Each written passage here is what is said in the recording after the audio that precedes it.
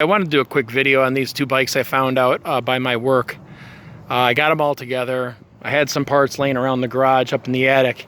Front rim and tire. Put them to good use. Threw a pedal on this guy. Haven't cleaned them up. This one I gave a little bit of a spit shine, literally. You can see the black pops really nicely too with that yellow. I know it's kind of 80s, 90s-ish, but you know what?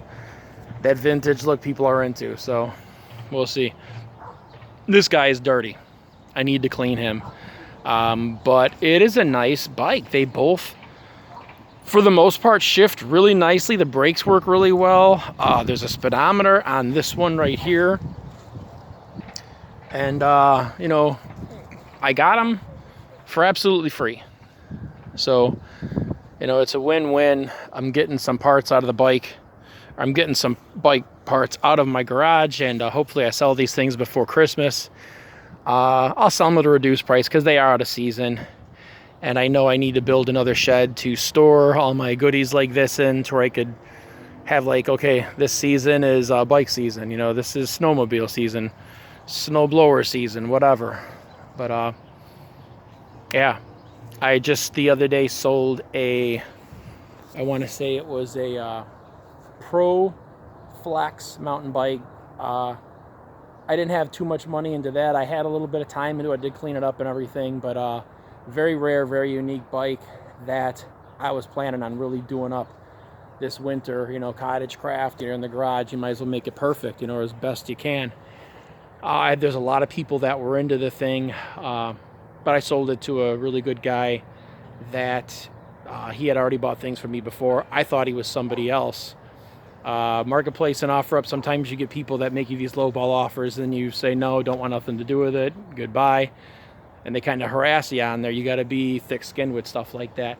But he wasn't the guy. I thought it was somebody else, and I got kind of confused by it. But regardless, I sold it, got 90 for it, and I was happy with that, I guess.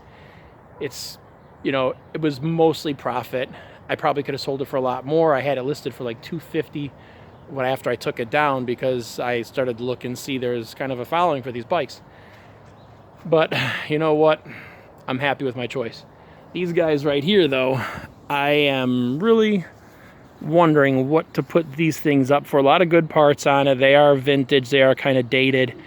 But with the shortage of bikes out there, I think this would be a really cool setup. You know, best friends buy them. They match, whatever. Guy and his lady, hey, great, husband and wife deal. I love it.